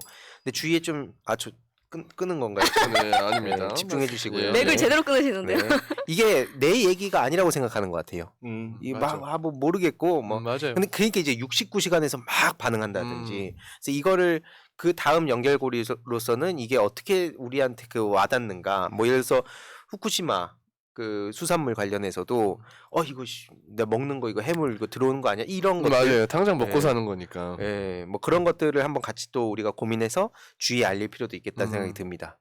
그 마지막 마무리를 하면 네. 뭐 이런 얘기를 하는 게 매우 어떤 환경운동의 관점이라든지로 그냥 보시는 분들도 많이 계신데 누누이 말씀드립니다만 지금 현재 말씀을 드리고 있는 이런 탄소와 관련된 그리고 환경과 관련된 이야기들은 이제는 해외에서는 다 비용으로 보고 있고요. 돈으로 보고 네. 있고 이재명 대표가 늘 말씀하시는 것처럼 위기를 기회로 보고 있습니다. 탄소가 많이 배출되고 있다라는 거를 단순하게 탄소를 많이 배출해서만 빌런이라고 보는 게 아니라 이것을 줄이지 않기 때문에 빌런이라고 하는 것이고 이걸 경제적인 관점에서 보면 이 탄소를 활용해서 앞으로 일어날 더 지속 가능한 수익을 얻지 못하고 도태되고 있기 때문에 경제적으로도 비판하는 것이에요. 그렇기 때문에 이걸 그저 좋은 일로만 보실 게 아니라 먹거리이자 지구의 지속 가능성을 같이 고려한 새로운 시대의 사명이다. 당연한 흐름이다. 받아들여야 한다라고 보시는 게 조금 더 좋지 않을까 싶습니다. 근데 확실히 그런 고민은 있는 것 같아요. 그러니까 지금 뭐 하늘님도 채팅창에 남겨주신 게 네. 기성세대 분들 입장에선 그 주로 뭐 다 그런 건 아니지만 어쨌든 급속 성장 그때 당시에 막 힘든 상황에서 뭐 박정희 덕분에 내가 뭐 먹고 살 수 있게 됐다 해서 막 지금 막 떠받드는 분도 계시고 꼭 그렇지 않다 하더라도 일단 성장이 중요하니까라고 해서 그 성장 패러다임으로 들어가 있는 분 되게 많으신데 네. 지금 의상님 말씀 들어보면 어쨌든 그 방식은 해외에서도 그렇고 지금 전 세계적으로 다 그 변해가고 있고 이미 변했는데 한국은 당당하게 혼자 가서 옛날 얘기하고 있으니까 이제 망신 당하는 거고 도태되는 거죠. 네, 결국은. 도태되는 거고. 그래서 저는 사실 이 아무리 중요성을 얘기해도 어차피 못 알아들을 사람 못 알아들을 것 같고 그 노무현 대통령도 막 지역균형 발전이나 그거 되게 앞서가신 거잖아요. 네. 그리고 그때 막 저출생 고령화 문제에 이제 본격적으로 접근하기 시작하고 그게 이제 뒤늦게 평가받듯이 이재명 대표님 그리고 뭐 지금 이런 코너들 이런 게 나중에 또 이 가치를 부랴부랴 쫓아오는 사람들이 있지 않을까. 뭐 약간 그런 생각도 들고 네. 우리는 먼저 업데이트를 해가는 거다. 뭐 이런 생각도 좀 드네요. 좋습니다. 은석영님 주제 오늘 이렇게 마무리됐나요? 네. 뭐 저희가 오늘 사실 준비했던 주제는 이렇게 마무리를 하도록 하고요. 업데이트의 트레이드 마크인 우리 시청자분들과 소통하는 노가리 타임 잠깐 갖고 오늘 방송 마무리하도록 하겠습니다. 네, 의석이 형님 말씀하실 때 미야킴님이 오늘도 건설적인 토론 업데이트 이렇게 슈퍼챗 또 보내주셨고요. 감사합니다. 감사합니다. 질문도 들어왔네요. 의석님은 혹시 주식하시나요? 라는 질문이 들어왔습니다. 중요한 질문이에요. 네. 왜냐면 아까 의석이 이해관계자니까. 형님이 포스코 이야기를 하면서 철강 이거 주식 사야 된다 여러분들 그런 이야기를 하셨거든요. 네, 구체적으로 뭐 어떤 뭐 포스코 홀딩스라든지 뭐 어떤 주식인지도 한번 언급 가능하면 해주시고요. 사실 저는 눈물밖에 날 게 없습니다. 수익 대신 눈물만 납니다. 아니 그러니까 그러니까 눈물이 많아지는데 그거를 이제 시청자분한테 같이 눈물 흘리자 뭐 그런 취지로 추천해 주시는 건가요? 그런 건 아니고 아 제가 그런 건 아니고 몇 년 전에 대체육을 조금 많이 투자했다가 너무 어깨에서 사가지고 어떨 줄 알았는데 그땐 무릎인 줄 알았는데 어깨였더라고요. 아 그래요? 그래서 그렇죠. 지나봐야 알죠. 충격 때문에 잘 안 하고 있는데 항상 말씀들은 드려요. 아. 그런 데가 괜찮다. 말씀드리고 자기는 안 사고. 자기는 자기는 안 사고. 이거 내가 언급 안 해줬으면 시청자분들 돈 날라간 거 아니야 이거 다? 또 어. 시청자분들은 저보다 훨씬 지혜롭고 똑똑하시기 때문에 책임은 본인이 그렇죠. 지는 겁니다, 그럼요. 항상. 그렇죠. 도전하실 거예요. 그래서 그리고 제가 마지막에 아까 그 뒤에 주제 예고편을 하느라고 네. 이거 아까 소개를 못 드려서 제가 이 책을 지금 하나, 하세요. 네, 책을 하나 가지고 왔는데 화면에 학교 폭력 네, 제가 부모 오늘- 바이블. 네, 제가 오늘 학폭 얘기를 드렸잖아요. 네. 그래서 지금 이혜준 작가님이 전에 새날에도 출연을 하신 적이 네. 있으세요. 원래 기자로도 아, 활동을 맞아요. 하시고, 네, 네, 저도 지금 네, 그래서 오늘은 이제 책을 소개드리니까 작가로서 소개를 드리자면 그 전에도 아빠가 되어줄게라는 책을 직접 네. 쓰셨고 맞아요. 이제 학폭에 대한 얘기를 책으로 쓰신 건데 이걸 한번 많은 분들께서 좀 읽어보셨으면 좋겠습니다. 진짜 중요한 책이에요. 이게 실제로 예. 네, 네. 이런 활동 되게 오래 해오셨고 저도 몇 번 뵙고 최근에 또 소통을 했었는데 중요한 거는 학폭에 대해서 다들 중요하다 막 심각하다 하는데 이런 책이 나오면 또 잘 안 읽습니다. 맞아요. 맞아요. 예. 방송으로 할 때도 왜냐면 이게 현실적으로 이렇게 아까 말씀해 주셨던 것처럼 원 스트라이크 아웃 하면서 그냥 한 번에 해결될 수 있는 그런 문제가 아니잖아요. 그래서 얘기 방송으로 모셔서 얘기를 들어봐도 이게 해결책도 굉장히 애매하고 얘기를 해봐도 뭐 끝이 보이지 않는 이런 문제다 보니까 뭐 사실은 방송으로 할 때도 사실 좀 어렵고 또 책으로 나왔을 때도 학교 폭력 심각하지 이런 차원에서 지나가시는 분들도 많으실 텐데 이게 현실적인 문제고 뭐 부모로서도 아이들이 이런 일을 당하면 얼마나 큰 이제 가족의 문제입니까 이게. 네, 뭐 그거 다들 생각하실 것 같고 그거는 중요한 거는 그래서 이 책 뭐 이렇게 선정해서 선물 드립니까? 지금 채팅창 이렇게 불타오르고 있는데 맞아요. 막 책 추천 좋습니다 하는데 책 추천. 추천하고 끝나는 거예요 혹시? 제가 그러면은 저희가 오늘부터 시작하나요? 아니면 언제부터 시작을 하죠? 저희는 책 아니고 추천을- 이제 본인이 추천했기 때문에 추천을 한 당사자로서 왜냐면 이게 제가 차례가 이렇게 있다 보니까 네, 차례차례 그걸 이벤트를 하려고 같이 가야 된다. 네. 좋습니다. 왜냐면 제가 계속 여러 번 말씀드렸던 책이 이제 정세현 장관님의 통찰이라는 책이 또 있잖아요. 통찰. 그래가지고 이게 순서를 또 마음속에 다 정해놓고 있었습니다. 이벤트를 시작을 하면 그럼 약간 언제 시작합니까? 후순인가요? 그 책은 약간 후손이는 후순인가요? 아니고 왜냐면 앞서서 마음속에? 언급을 먼저 드렸기 때문에 그래서 그런 거죠. 한국 주제도 있고 학폭 주제도 있고 그래서 오늘 장난치지 마시고요. 네. 유성이 좋다. 예시가 되게 많네요. 네, 실제 사례 그 본인께서 또 경험하신 맞아요. 것도 있으시고 하셔가지고 네. 사례가 많으니까 이해가 잘 되겠다. 그 가는 과정에서 엄청 부딪혔대요 이게. 막 해결도 제대로 안 되고 맞아요. 막 뺑뺑이 네. 돌리니까 맞아. 얼마나 답답하셨으면 저렇게 책을 2권이나 내셨겠습니까? 예, 학교 폭력 부모 바이블 검색해 주시고 또 이따가 보람님이 또 댓글로도 고정해 놓으면 좋잖아요. 예, 보람님이 또 나눔하실 수 있죠 지금. 네, 전 나눔 할 겁니다. 네, 다른 분들은 안 하실 건가 봐요? 해야죠. 해야죠. 이렇게 또 끝까지 채팅해 주시는 분들이 또 계시네요. 맞아요. 네. 그 와중에 유인님 늦었다 벌써 끝날 시간이었네요 하면서 네. 노가리 타임에 딱 들어오셨네요. 이쯤 되면은 노가리 타임만 보러 오시는 거 아닌가? 이런 게 딱 그 윤석열식 데이터 해석이에요. 그렇네요. 예, 뭐 이준석 날리니까 지지율 올랐다. 약간 이런 것처럼. 노조 예. 건드니까 지지율 예, 올라요. 노조 맞아요. 건드니까 지지율 올랐다. 내가 봤을 때 이거는 노가리 타임만 노리고 오신 것 같아요. 우리 유이님이 원래 항상 우리 방송을 찾아주시는 분인데 노가리 인기 만누 수수님이 정확히 아시는 거죠? 음악 듣기 용 음악듣기용님께서 감사합니다. 32개월 예, 저희 회원가입 멤버가 감사합니다. 되셨어요. 예. 멤버십 가입을 해주셨는데 노가리 인기 맞노 이것만 왜냐면 위에 저는 있었는데. 일단 제가 언급해드린 가장 우선순위가 나한테 호의적인 이야기니 아니냐. 그게 우선이고 그 다음에 이제 멤버십, 슈퍼챗 이렇게 가는 거죠. 나름대로 체계가 있어요. 체계가 나름대로 있습니다. 예. 신기하네요. 예. 그럼 저희가 말 나온 김에 네네. 책을 의석 형님도 원래 홍보도 하고 하셨잖아요. 네. 지난주에도 한 건 하셨죠. 네, 예. 아프리카 책. 그거를 어떻게 저희가 또 이렇게 방송을 봐주시는 분들께 뭐 정말 많은 분들 다 해드릴 수는 없고 네. 뭐 이렇게 한 두세 명이라도 어떻게 네. 해서 뭐 어떻게 하는 게 좋을까요? 뭐 댓글로 의견을 주세요. 일단은 실시간 채팅으로는 사실 이게 좀 선별하기가 어려우니까 저희가 댓글 방송 끝나면은 이제 그 화면에 댓글을 달 수가 있잖아요. 그 거기에서 책을 추천해 주신 분이 가장 마음에 드는 댓글을 선점하는 방식이니까 좋아요. 왜냐면 추천해 주시는 뭐 본인의 의도가 있을 테니까 그렇게 선정을 해서 뭐 한 분이면 한 분, 뭐 세 분이면 세 분 이렇게 하시는 방법은 어떤가? 좋아. 네, 댓글에서 선정하는 거는 네 그렇게 해야 될 것 같아요. 실시간 댓글로는 어려움이 있으니까. 근데 네. 실시간 댓글로 지금 어떤 방식을 예를 들어서 뭐 읽고 싶은 저희가 이때까지 추천드린 책 중에서 네. 보고 싶은 책이 있으시거나 이렇게 하면 댓글 달아주시면은 네, 그럼 그 그것도 책으로 괜찮은 방법이겠다. 먼저 우선적으로 아까 그 막 와 노랭이 하셨던 분 우리 의사경님이 책 많이 추천하셨기 때문에 맞아요. 그거 이렇게 이거 방송 끝나고 댓글로 네, 노랭이의 이런 추천 리스트 아니 딱 눈에 들어오네요. 그러네. 제가 오늘 분석을 해봤는데 오늘 갖고 온 사진의 표에 다 노란색이 많았습니다. 아, 깔맞춤하신 거 아닌가 의도적으로. 노랭이. 맞아요. 아, 약간 이 노랑이 지금 또 약간 그런데 네. 보가마을도 있고요. 아 맞네. 맞아요. 맞네. 왜 노무현 정신 세월호 맞아요. 얼마나 네, 많습니까? 많습니다. 세월호도 바람개비도 그러고 보니까 있고. 얼마 안 남았네. 4월 16일. 그러네요. 아 맞네. 와, 해석을 하기 나름이죠. 그쵸. 정변님이 일국의 장관이 추천한 필름포스 전쟁 이런 거 안 할 거예요. 예. 역시 정변님. 네. 네.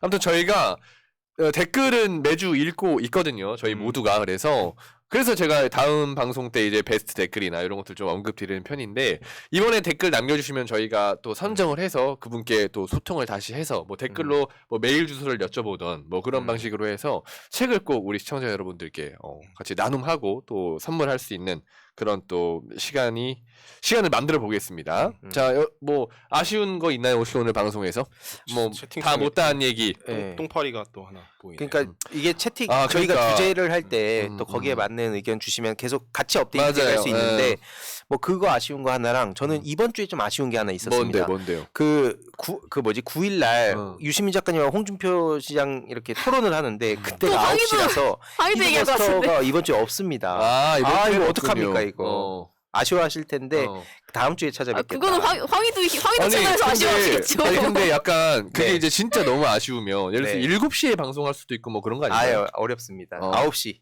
무조건 9시. 네. 너무 강행군 때문에 그날 하루 좀 쉬고 싶은 그런 욕망이 아니 9시. 9시. 일요일 9시입니다. 약간 이거 4달러 수준인데. 9시. 4달러. 일요일 9시입니다. 예, 좋습니다. 수수님이 히드버스터 휴방 몇 번을 광고하냐 대체. 그러게요. 이게 또 너무 광고가 되면은 또 네. 이게 역효과가 날 수 있어요. 없습니다. 근데 약간- 역효과 없습니다. 네, 광고를 해도 안 보시는 거 아닌가? 그렇습니다. 수수님 채팅 못 본 것 같기도 하고. 네. 미야킴님이 히두님도 사람인지라. 그러니까 너무 요즘 강행군에 대해서 얘기해 주신 것 같네요. 사실 요즘 워낙 활동이 많으니까 방송하죠, 뭐 강의하죠, 또 그 말할래요 또 하잖아, 추가됐죠, 공부 모임 하죠. 아무튼 아주 저 하늘님께서 소망님이 제일 아쉬워할 듯 이렇게 해주셨는데 저 너무 공감해가지고 소왕님이 새날까지 오셨으니까 새날 다른 방송들도 한번 보시고 그 푸나님 계실 때 근데 그런 막 김건희 어쩌고 그거 하지 마시고 한번 많이 봐주세요. 또 듣다 보면 왜냐면 맞아요. 소왕님도 아까 조수진을 많이 비판했거든요. 그러니까 또 이게 대화가 되는 분이에요. 국민의힘 네. 망신 조수진은 즉각 사퇴하라. 네. 요거를 방송 그쵸. 1시간 반 내내 외치다 그리고 가셨죠. 최근에는 한동훈한테 아주 실망한 상태입니다. 한동훈 말투를 보고 한동훈이 저렇게 얘기했단 말이야? 그렇죠. 이거 실망인데. 실망인데 이제 이렇게. 보셨다고 그거. 네. 설득 이렇게 하면 또 되는 분이니까요. 그렇습니다. 아무튼 좋습니다. 오늘 노가리 타임 이렇게 마무리하도록 하고요. 이번 주도 재밌었다면 채팅창에 1번 이거는 뭐 알아서들 요즘 남겨주시던데 네. 재밌었다면 1번을 남겨주시면 감사하겠습니다. 자 이번 주도 업데이트 고맙습니다. 고맙습니다.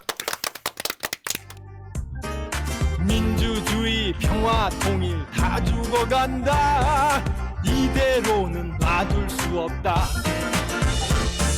자 다시 한번 해보는 거야 자 다시 한번 싸우는 거야 자 손 맞잡고 어깨를 걸고 우리 함께 이기는 거야 자 다시 한번 해보는 거야 자 다시 한번 싸우는 거야 자 손 맞잡고 어깨를 걸고 우리 함께 이기는